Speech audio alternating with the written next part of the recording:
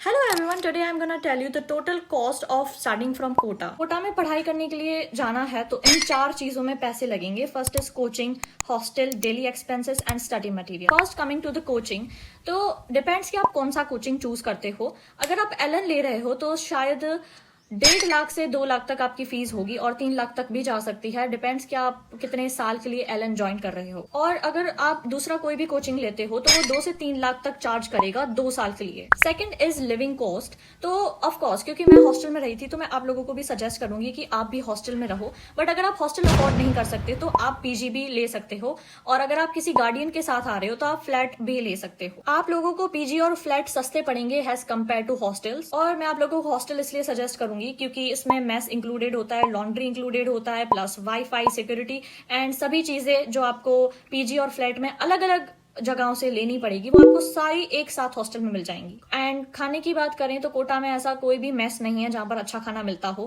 Comparatively अच्छा खाना मिल सकता है कहीं पर, लेकिन घर जैसा खाना अगर आप एक्सपेक्ट करते हो तो आपको नहीं मिलने वाला। सो इसमें आपको एडजस्ट करना पड़ेगा थोड़ा सा। हॉस्टल में खर्चा कितना आएगा तो ये डिपेंड करता है कि आप कौन सा हॉस्टल चूज कर रहे हो। कोटा में 10,000 से हॉस्टल स्टार्ट होते हैं और 40,000 तक भी जाते हैं। हॉस्टल आप लोगों को डबल शेयरिंग में मिल जाएगा, सिंगल रूम भी मिल जाएगा, एसी, नॉन एसी सभी टाइप्स के रूम आप लोगों को मिल जाएंगे और उनकी प्राइस भी अकॉर्डिंगली होती है। बट अगर आप अप्रॉक्स लेकर चलो तो 15,000 इज लाइक एवरेज अगर आप हॉस्टल ले रहे हो तो। मैं आप लोगों को कुछ हॉस्टल सजेस्ट करती हूँ। First is BL girls residency which is located in Rajiv Gandhi Nagar, जिनकी प्राइस 20,000 से स्टार्ट होती है और 40,000 तक उसके रूम मिलते हैं।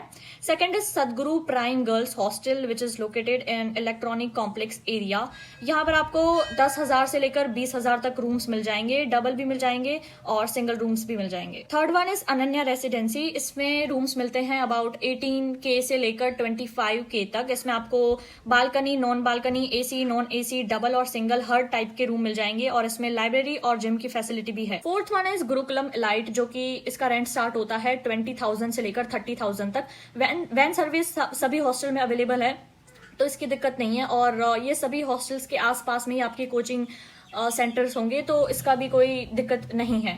गुरुकुलम इलाइट में भी आप लोगों को लाइब्रेरी, जिम और इंडोर एक्टिविटीज जैसी चीजें देखने को मिलेंगी। अगर आपको हॉस्टल बहुत ज्यादा एक्सपेंसिव लगता है तो आप महावीर नगर और विज्ञान नगर में कोई पीजी रेंट भी कर सकते हो। पीजी का आपका शायद 2 से 3 हजार तक रेंट होगा और साथ में अगर आप मेस भी लगाते हो तो 2 से 3 हजार भी आपको मेस का पे करना पड़ेगा। तो आपका अगर आप पीजी में रहते हो तो आपका मंथली टोटल कॉस्ट होगा शायद अराउंड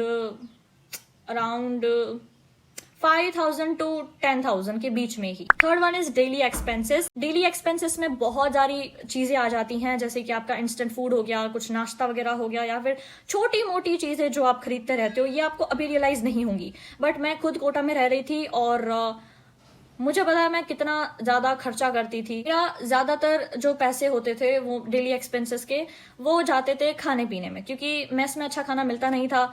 तो ये तो कोई भी मेस में अच्छा खाना नहीं मिलता, ठीक है, ये मैंने मेंशन किया था स्टार्टिंग में।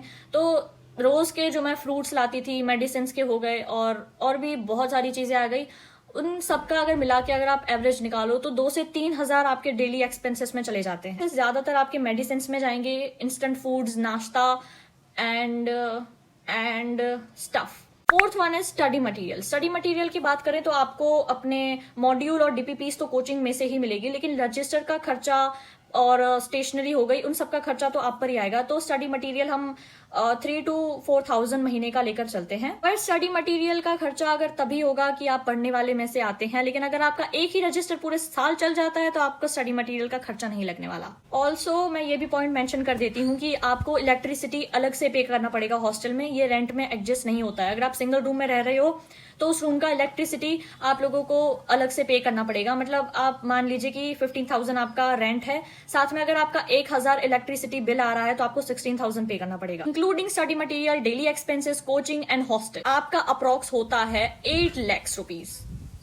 I mean 8 lakhs पर 2 year।